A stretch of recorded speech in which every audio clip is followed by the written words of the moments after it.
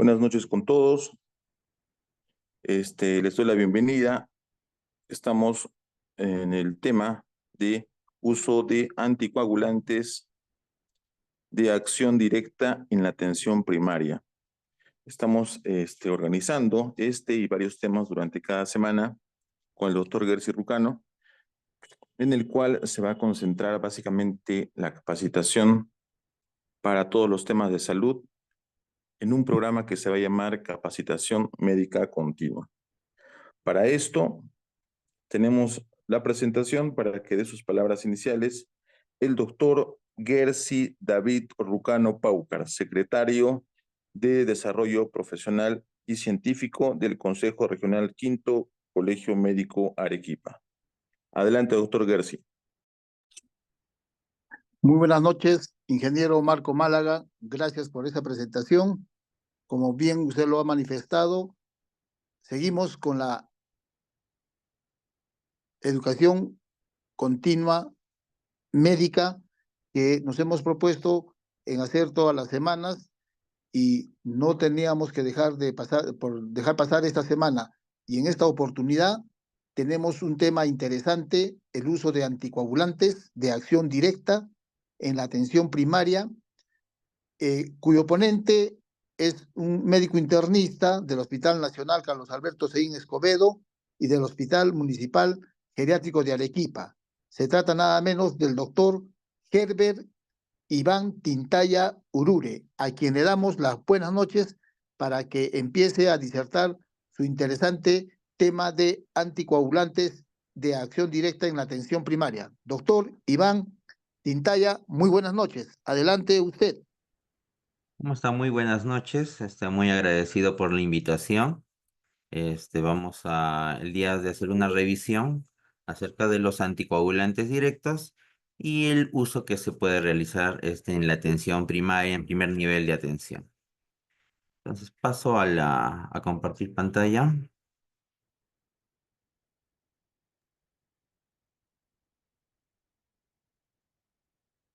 ¿Se visualiza? Sí, doctor, correcto. Sí.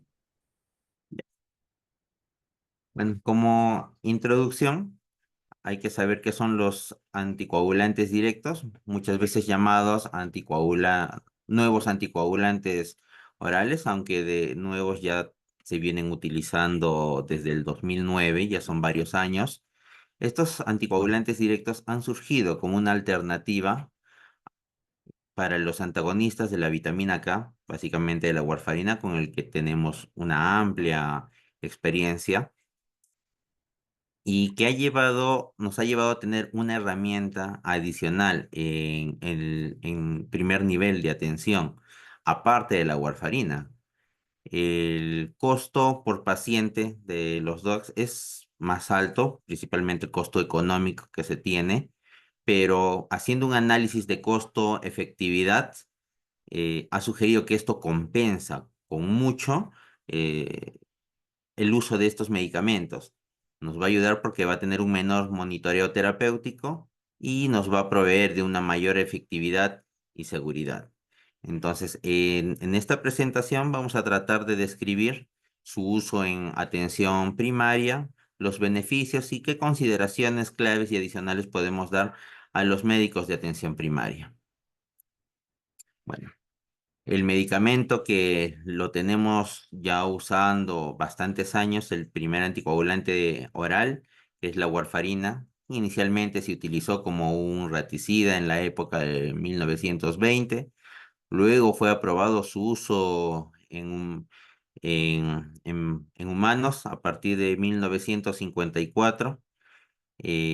Nos venía ayudando muy bien en las patologías de fibrilación auricular, trombosis venosas, pero se estaba en una constante búsqueda de algunas alternativas que pudiesen nos dar monitoreos más predecibles, que no necesite un monitoreo constante y que no tenga tantas interacciones con diferentes medicamentos. En esta era, especialmente con el aumento de las patologías oncológicas, se ha buscado lo que es la cronificación de estas patologías, donde los pacientes adultos mayores reciben una amplia terapéutica, tienen una polifarmacia y las interacciones con la warfarina especialmente o traen bastantes problemas tanto en el primer, segundo, tercer nivel de atención.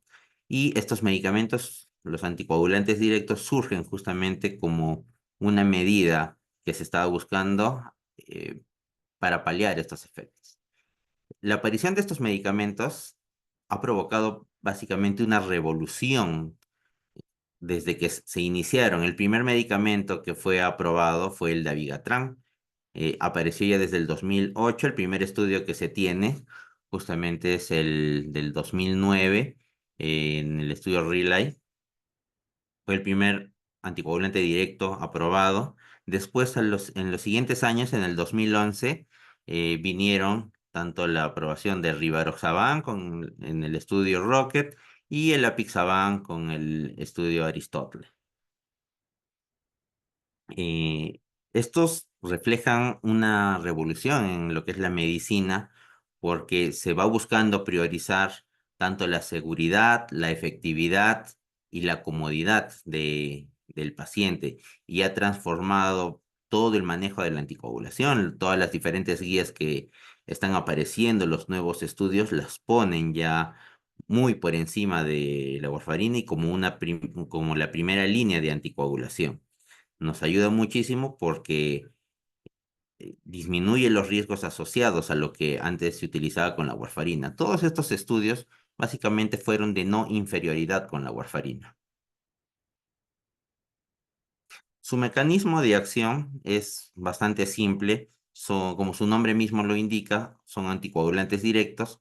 Por ejemplo, el del Dabigatran impide directamente que la trombina desdoble el fibrinógeno y lo convierta en fibrina. Actúa directamente sobre la trombina.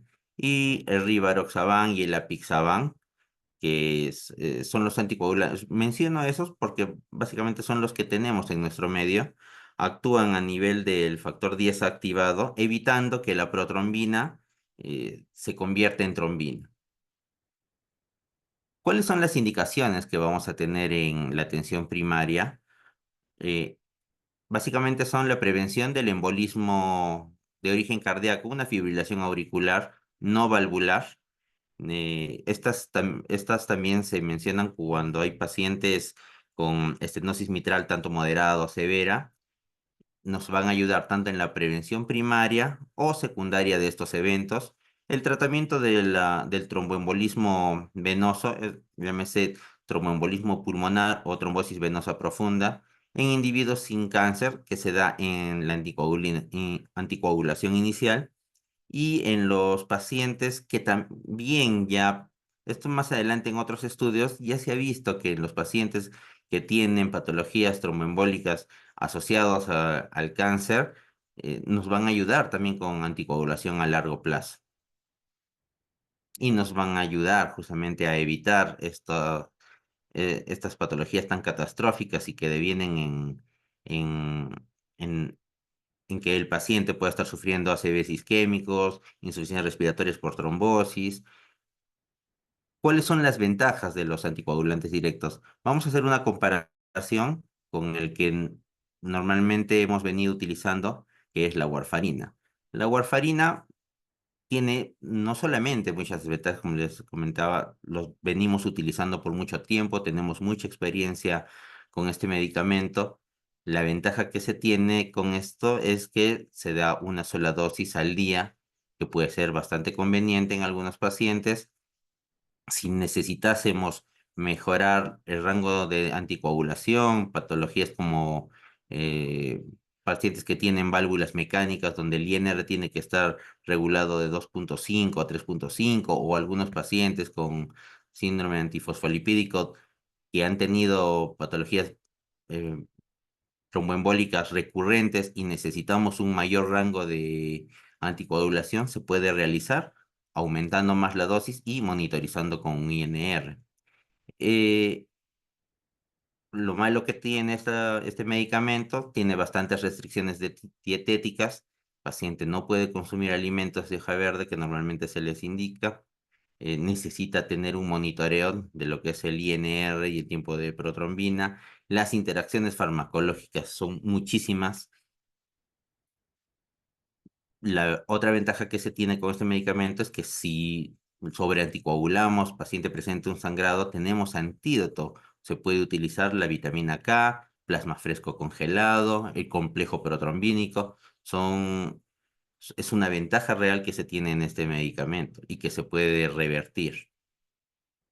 Ahora, comparando con esto los anticoagulantes directos, por ejemplo, en cuanto a la dosificación, el medicamento que se administra una sola vez al día es el Rivaroxaban, y tanto Dabigatran como Pixaban requieren una administración de 2 veces al día.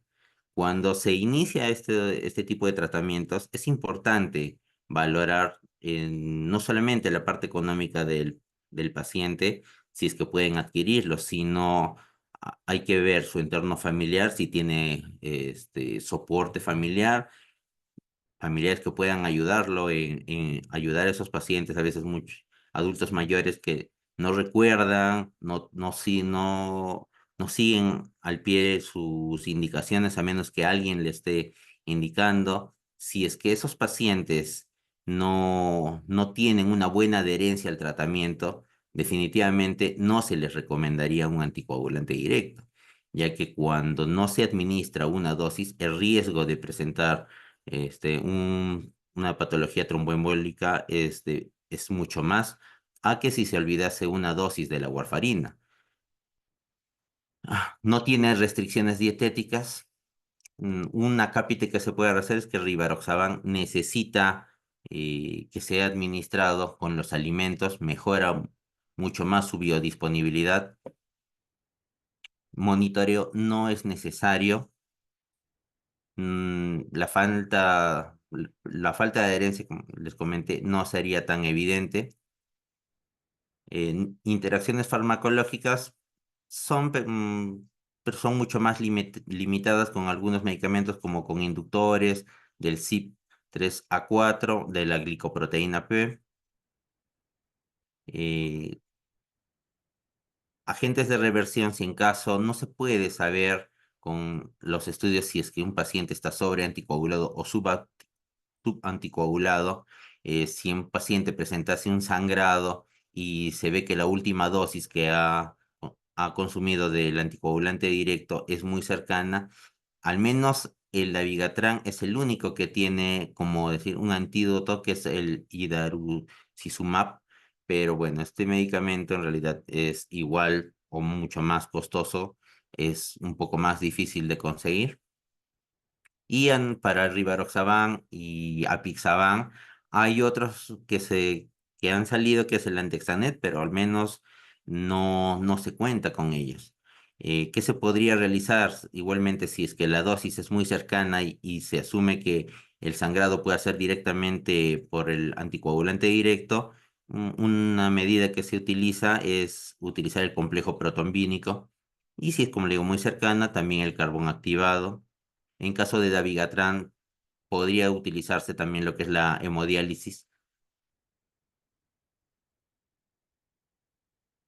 Ahora, cuando los anticoagulantes orales directos no tienen que ser el estándar, de forma general, los anticoagulantes directos no se tendrían que utilizar cuando hay una hemorragia clínicamente significativa, o hay un riesgo de hemorragia mayor. Pacientes que están embarazadas o están dando lactancia, tampoco se recomienda el uso de estos medicamentos.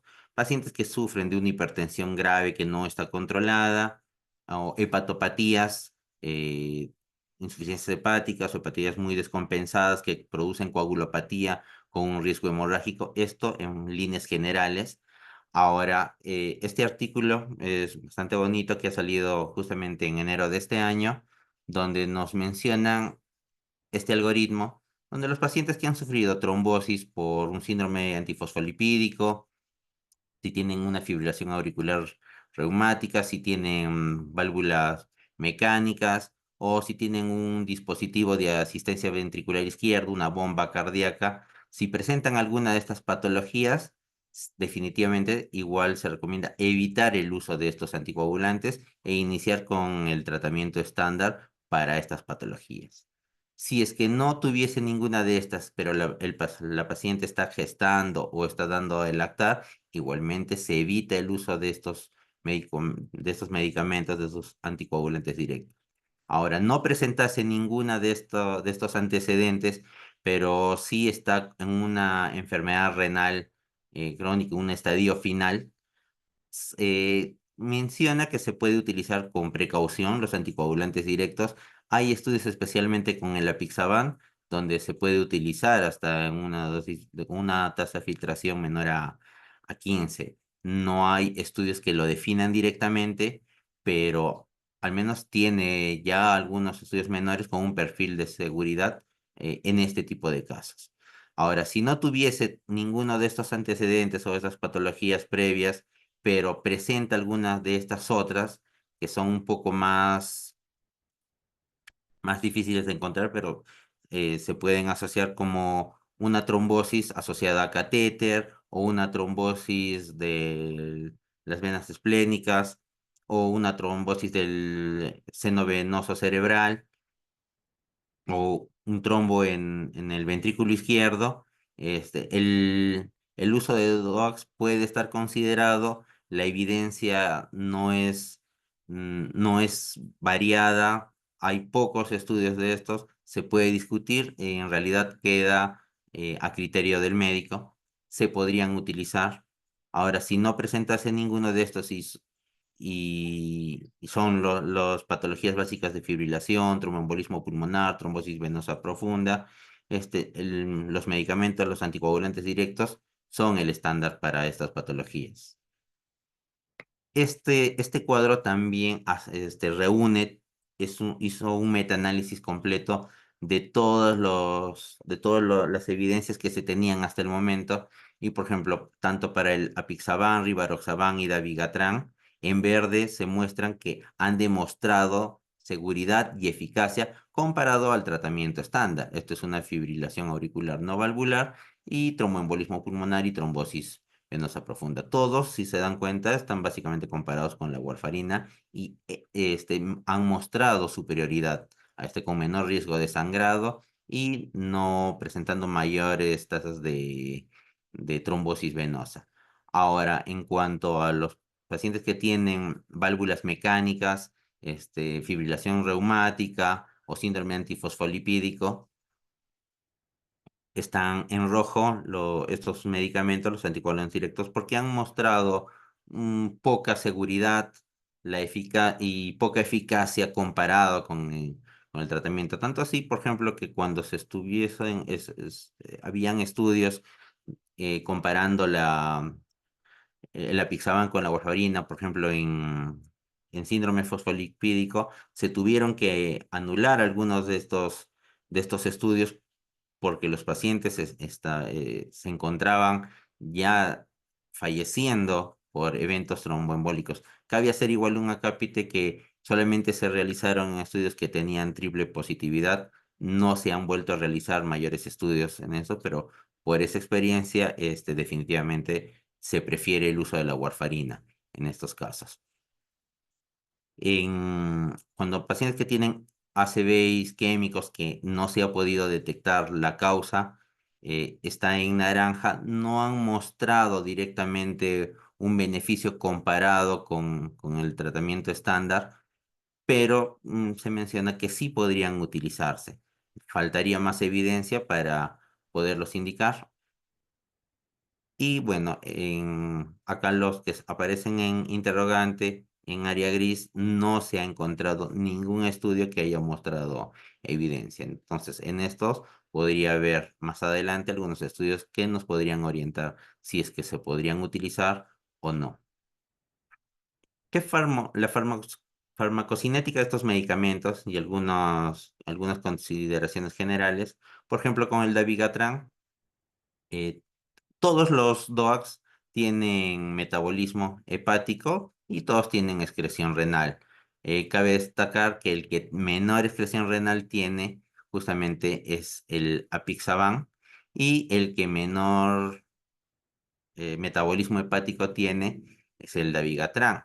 No hay estudios que definan directamente si es que en una enfermedad renal o al menos dialítica se puede utilizar el apixaban, pero por la farmacocinética que se tiene y algunos estudios menores, por ejemplo, se podría utilizar, y el dabigatran justamente también se podría utilizar en pacientes con falla hepática, en un child B, en un child C están contraindicados igualmente estos tres medicamentos. El tiempo de vida media que tiene el dabigatran es de 12 a 14 horas. ¿Qué consideraciones se tienen que indicar a los pacientes o los familiares en la atención primaria? Por ejemplo, este no se afecta por los alimentos, pero cuando se indica no puede salir no se puede sacar del blister, no se puede triturar. Esto en pacientes que puedan requerir lo que es alimentación, hidratación por sonda nasogástrica, y si estuviéramos indicando este tipo de medicamentos, no estaríamos asegurando una adecuada biodisponibilidad, porque ya en las recomendaciones de este medicamento nos dicen que no se tendría que triturar ni dejar mucho tiempo fuera de su empaque. Algunos pacientes tienen pastilleros, sacan todos las pastillas y los colocan en estos pastilleros, y no, normalmente cuando se abre este medicamento se tiene que utilizar en los primeros 4 meses. ¿Por qué sucede esto con el dabigatran? Porque se oxida y va a perder la eficacia. En cuanto al rivaroxaban, ya comentamos que necesita ser administrado con los alimentos. Su ventaja es que sí se puede triturar, sí puede salir de su empaque, sí se podría almacenar también en un pastillero, se puede dar por la sonda nasogástrica. Una recomendación de una asociación de geriatría americana es que se debería evitar en pacientes mayores de 65 años. Tiene una vida media de 11 a 13 horas, un metabolismo hepático del 65% y una excreción renal del 35%. Ahora, ¿por qué se indica que es mejor darlo con los alimentos? Y esto es importante indicarle a los pacientes cuando se va a elegir este medicamento. Es que los alimentos estimulan la secreción del ácido gástrico, y estas van a facilitar lo que es la disolución de este medicamento, y así mismo la absorción de este. En cuanto a la Apixaban, tiene una buena absorción, se administra también con alimentos o sin ellos, se puede triturar, sí se puede dar también por sonda nasogástrica. De todos tiene la menor excreción renal, y más bien sí tiene un gran metabolismo hepático. Ahora, antes de administrarlo, ya varias guías recomiendan solicitar un perfil previo a la administración de estos medicamentos. ¿Qué necesitamos saber? Tener un hemograma completo, ver que no haya una plaquetopenia. Igualmente, de forma general, se contraindica la administración de estos anticoagulantes cuando hay unas plaquetas menores a 50.000. Pruebas de coagulación es básicamente para tener un basal o ver que no hay algún factor que esté alterando la coagulación del paciente.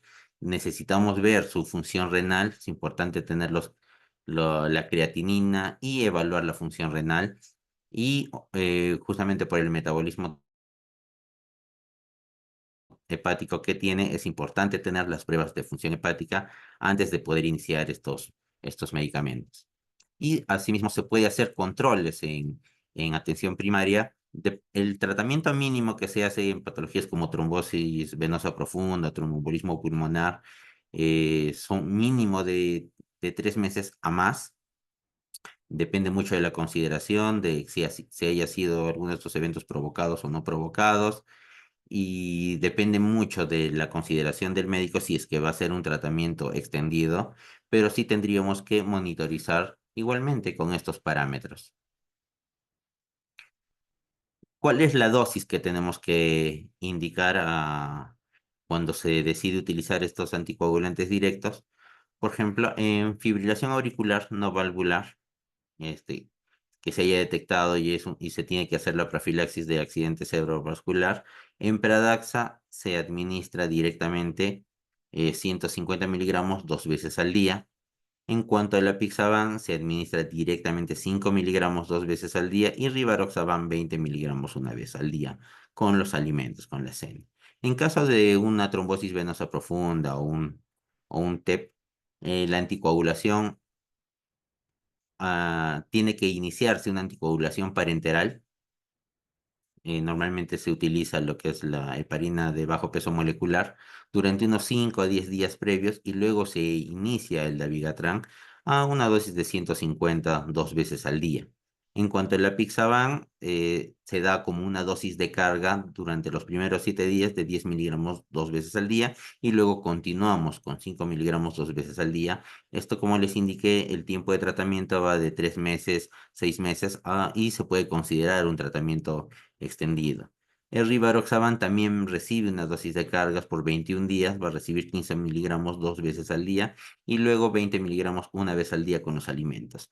Si se dan cuenta, en el inicio del tratamiento de las patologías tromboembólicas venosas, acá reciben como una dosis de carga o una anticoagulación previa en casos del dabigatran, pero en la fibrilación auricular, y bastantes veces se ha visto, no necesita, no requiere estas dosis de carga, porque básicamente la fibrilación es un estado crónico que va a requerir anticoagulación oral directa y no necesita utilizar estas dosis de cargas. Varias veces se ha visto en atención primaria y también de mayor nivel de complejidad que se confunde y se inicia estas dosis de carga cuando queremos iniciar anticoagulación por una fibrilación auricular no valvular.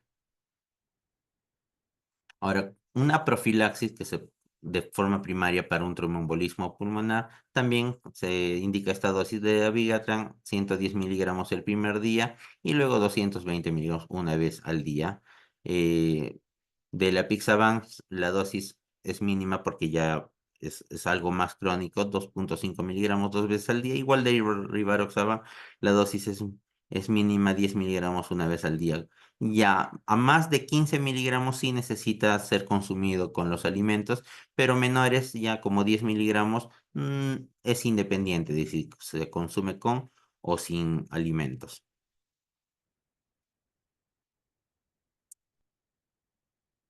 ¿Qué otra consideración más tenemos que tener en cuanto a la dosis de Rivaroxaban? En fibrilación auricular, se puede iniciar con 20 miligramos con la cena. Esto cuando se tiene una depuración de creatinina mayor a 50. Ahora, si es que la depuración de creatinina es menor a 50, se podría hacer un descalamiento de dosis de 15 miligramos 1 vez al día.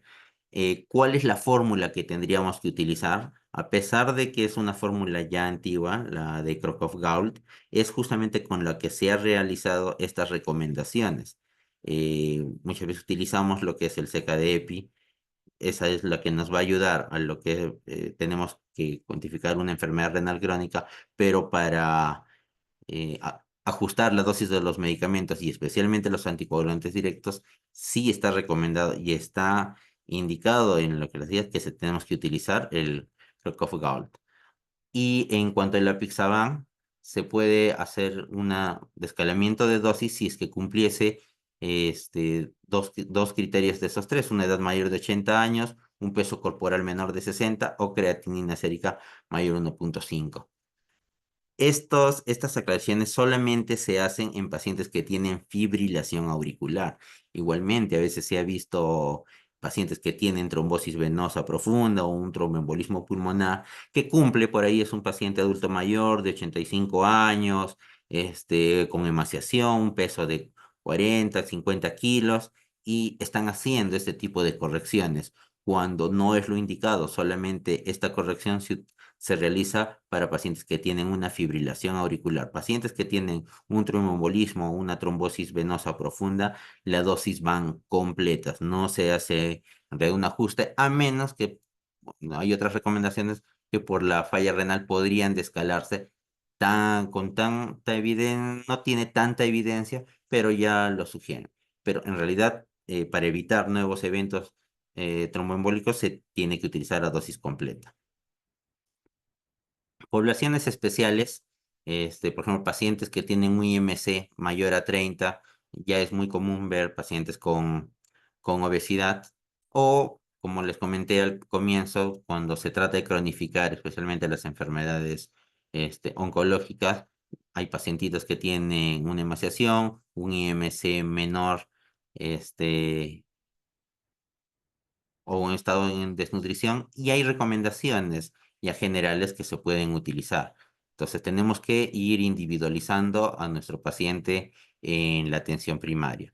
Un paciente que tiene un IMC alto, está en obesidad, en realidad no hay mayor cambio en las indicaciones. Se puede seguir utilizando, por ejemplo, en Rivaroxaban, no hay ninguna modificación relevante que se podría indicar, no se cambia. Ya hay algunos estudios que indican que a la misma dosis en estos pacientes con IMC elevado, no va a modificarse la dosis. En cuanto al apixaban, el cambio en realidad es mínimo. Igualmente se sugiere que continúen a la misma dosis. Y en cuanto al dabigatran, más bien no hay una data adecuada. Los estudios son mínimos con esto, no hay una recomendación directa. ¿Por qué se van a alterar esto? Bueno, por un mayor pacientes que tienen mayor peso, un IMC mayor, se indica que la recurrencia de patologías tromboembólicas venosas incluso se doblan con un IMC más de 40 comparado con pacientes que tienen un peso normal. Los pacientes que tienen un bajo peso, como los pacientes ancianos, los pacientes que ya tienen cáncer asociados y justamente pueden desarrollar enfermedades tromboembólicas venosas, ya algunos van a utilizar directamente o van a tener la capacidad de acceder a los anticoagulantes directos. Es importante saber, saber cómo los tenemos que utilizar. ¿Por qué? Porque podemos tener un mayor riesgo de sangrado por la mayor acumulación del medicamento, pero no se recomienda igualmente de escalar en cuanto a la dosis. No se modifica la dosis que se tiene planteado, pero sí recomiendan un mayor control en cuanto a los parámetros y poder tener mayores controles para ver la seguridad de que esté recibiendo estos medicamentos. Hay que ver su función renal, su función hepática. Pacientes, acá es lo que les comentaba anteriormente, los anticoagulantes directos en tratamiento cuando ya hay una enfermedad renal crónica, donde justamente por este motivo está más asociado a mayor mortalidad, el medicamento recircula más, hay mayor riesgo de sangrado. Si se eleva la urea, también puede inducir a lo que es una disfunción plaquetaria y puede aumentarnos mayor riesgo de sangrado. Y asimismo, en estos propios pacientes, el riesgo de eventos tromboembólicos venosos aumenta mucho más. Es por lo que les comentaba que aumenta la acumulación de estos medicamentos. Ahora, en pacientes que ya se estén dializando, no hay estudios clínicos que me evidencien o me soporten el uso de de los anticoagulantes directos. Se pueden utilizar si es que hay una insuficiencia renal en primer, segundo grado, donde la tasa de filtración, la depuración es mayor a 30, 50. En realidad se pueden utilizar los tres medicamentos, no hay mayores indicaciones. Acá lo que les comentaba, que la Pixaban tiene el menor porcentaje de excreción renal de todos los anticoagulantes directos, y es el que sí podría todavía utilizarse, y hay algunos estudios pequeños donde indican que sí podría utilizarse en diálisis. No está avalado totalmente, pero ya es una recomendación que ya muestran algunos estudios. En pacientes que tienen insuficiencia hepática, de forma general, en un Child A podrían utilizarse los tres anticoagulantes, tanto el dabigatran, el apixaban y el rivaroxaban. En un Child B podría utilizarse lo que es el apixaban y el rivaroxaban, y un Child C definitivamente no se recomienda el uso de estos medicamentos.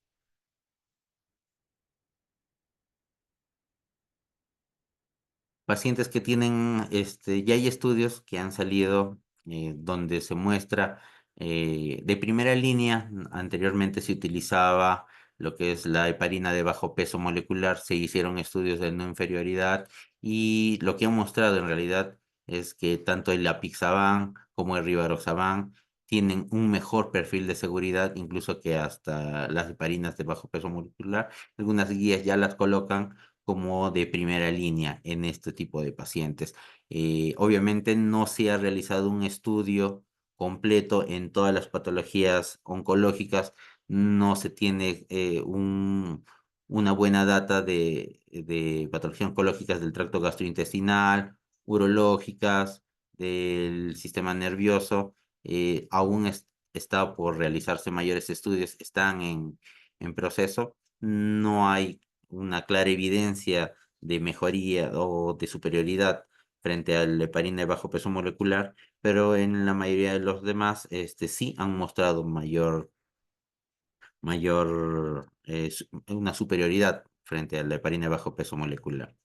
Ahora, en la práctica diaria, en la atención primaria, muchas veces algunos pacientes van a querer iniciar el tratamiento, o si ya han estado recibiendo algún tratamiento previo anticoagulante, y si se les ha hablado y acceden y están en las condiciones de poder adquirir estos medicamentos, tenemos que saber cómo poder hacer la transición de estos anticoagulantes. Por ejemplo, si ha estado recibiendo warfarina y queremos cambiar a un anticoagulante directo, independientemente cuál sea el apixaban, rivaroxaban o dabigatran, la recomendación es suspender la warfarina y tomar un control de INR donde ya esté en menor a 2 o en un límite inferior del rango terapéutico, y en ese momento se iniciaría el anticoagulante directo, dependiendo de qué patología vayamos a indicar. Como ya les comenté, hay diferentes dosis de si es por una fibrilación auricular, que de frente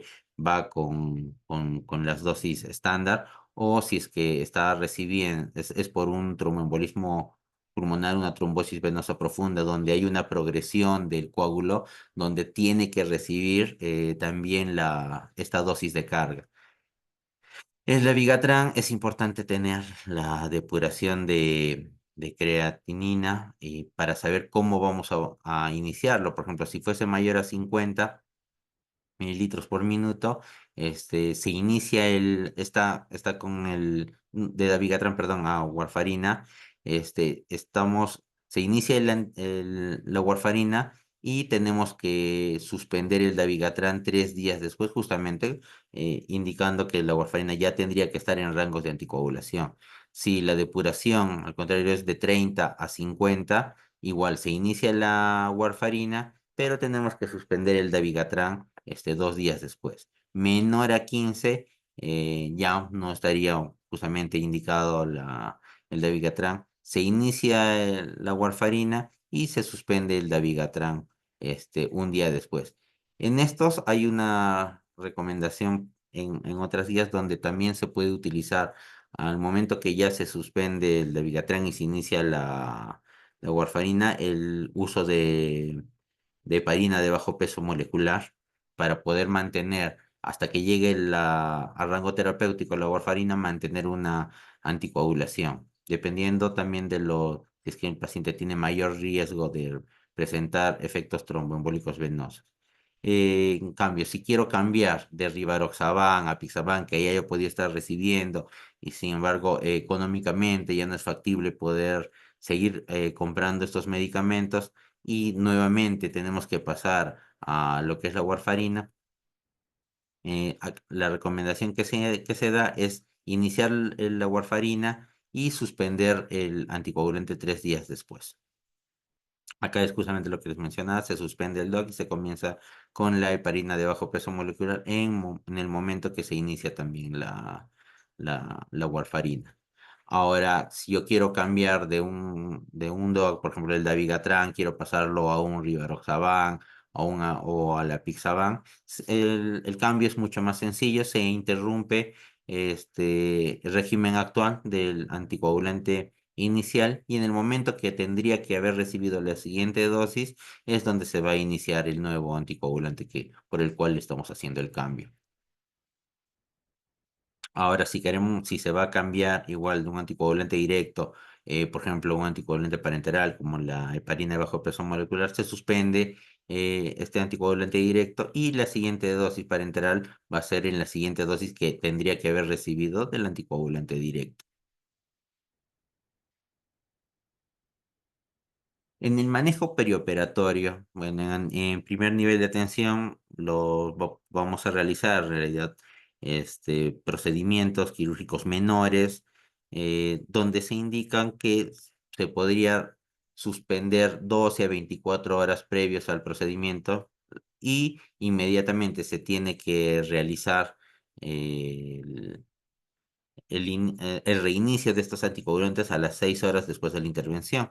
Una cápita, por ejemplo, que es muy común que se pueda ver son las extracciones dentarias. Solamente se recomienda que sean un máximo de 2 extracciones dentarias por vez y realizar pues, una buena hemostasia.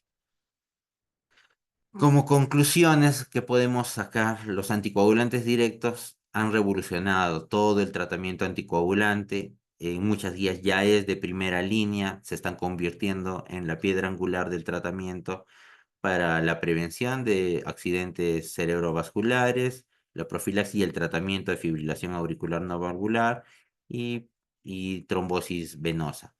Eh, Nos ayuda que hay estudios donde indican que tienen mejor perfil de seguridad y eficacia comparados con lo que era la warfarina. Es importante el inicio de estos medicamentos sabiendo las comorbilidades que puede tener el paciente y hay que seleccionar el anticoagulante más apropiado.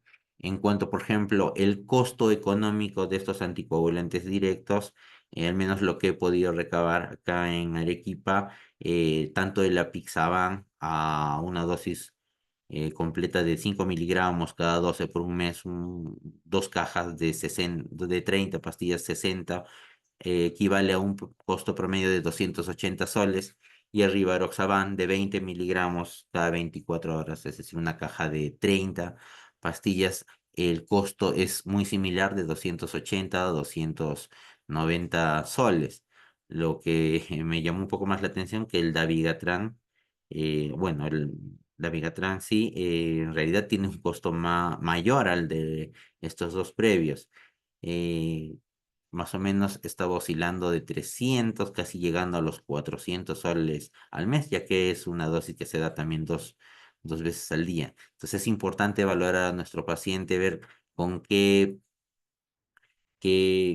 cuál se puede ajustar más en la medicación, si es que en realidad es un paciente que no se olvida sus dosis, es bastante disciplinado, el que mejor perfil de seguridad tiene, en realidad es el apixaban por los diferentes estudios que se han realizado, la menor excreción renal que tiene, pero necesita necesariamente tener una dosis de 2 veces al día. Si el paciente se va a olvidar, bueno, podría eh, volver a tomar una pastilla de apixaban en las siguientes 6 horas, muy diferente a lo que es el rivaroxaban. Un día que se olvide, básicamente todo ese tiempo va a estar propenso a que pueda desarrollar patologías de trombosis venosa. Entonces es importante seleccionar a nuestro paciente. En cuanto al costo económico, como les he comentado, no hay una variación significativa entre rivaroxaban y el apixaban. Hay que considerar en atención primaria el monitoreo rutinario de la función renal, la función hepática. Van a salir muchos más estudios. Es importante que estemos al día y estemos renovando nuestra información justamente con estos medicamentos que de nuevos en realidad ya no tienen mucho, ya se está teniendo bastante experiencia en el uso de estos medicamentos. Hay que considerar muchos factores, tanto del paciente y familiares, para poder recomendar un anticoagulante específico. Y bueno, si bien es cierto el costo económico de que casi es 300 soles mensuales, es importante informarles a los pacientes que tienen esta posibilidad, que ni el seguro ni el MinSal lo tienen aún a disposición. Sería genial que en algún momento podamos contar con ellos, pero es importante que el paciente esté informado de los beneficios, de la utilidad de estos medicamentos y sean ellos quienes puedan decidir al final el mejor tratamiento que puedan recibir. Eso sería todo. Muchas gracias.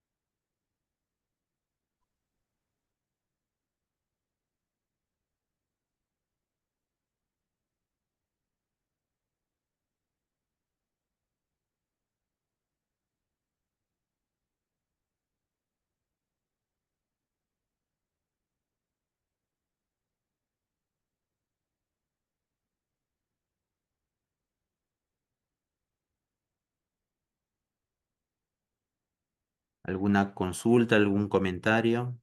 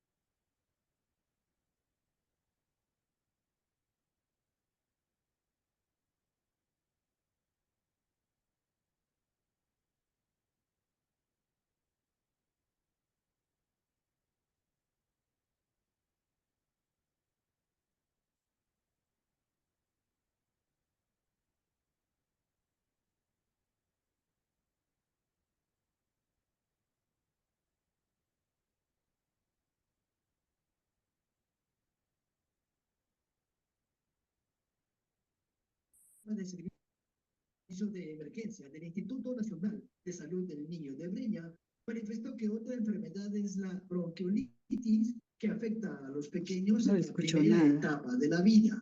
Y a veces muy chiquititos. ¿Por qué no le menores de un año. Es así que nuestras hospitalizaciones que tenemos, tenemos una afluencia de menores de 5 años. El pediatra Víctor Mori explicó que en niños menores de 3 meses se da.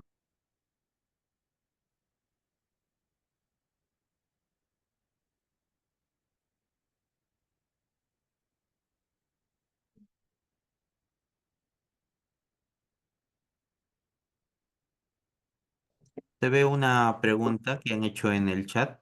¿Qué analgésicos y antiinflamatorios no pueden consumir?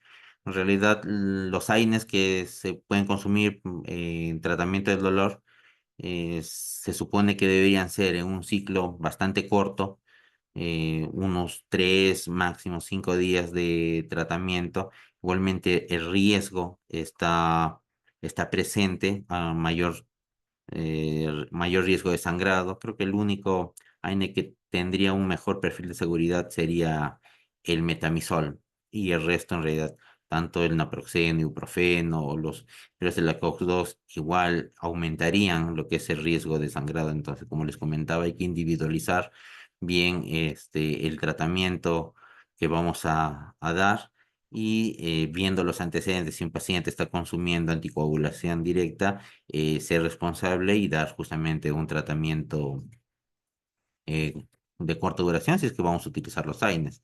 Ahora podemos utilizar, dependiendo de otros opioides menores que en realidad no asociarían un mayor riesgo de sangrado.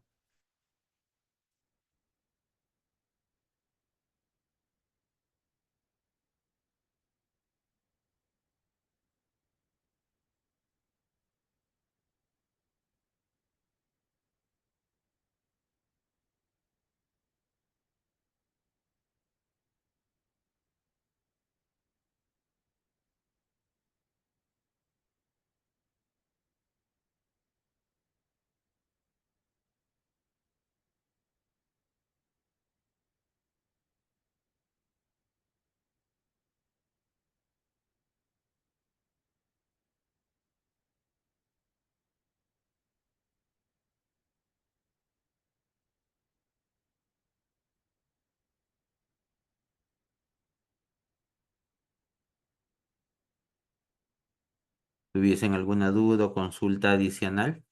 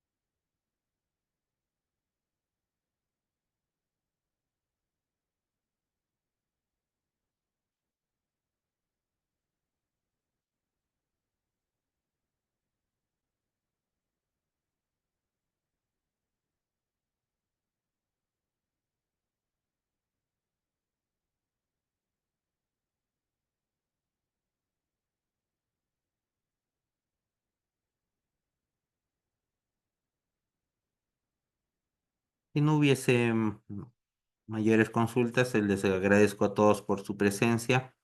Muchas gracias con todos. Buenas noches. Muchas gracias, doctor. A nombre del Colegio Médico, le damos las gracias por esta charla y sus conocimientos brindados, doctor. Esperemos tenerlo para otra oportunidad también. Muchas gracias. Hasta luego.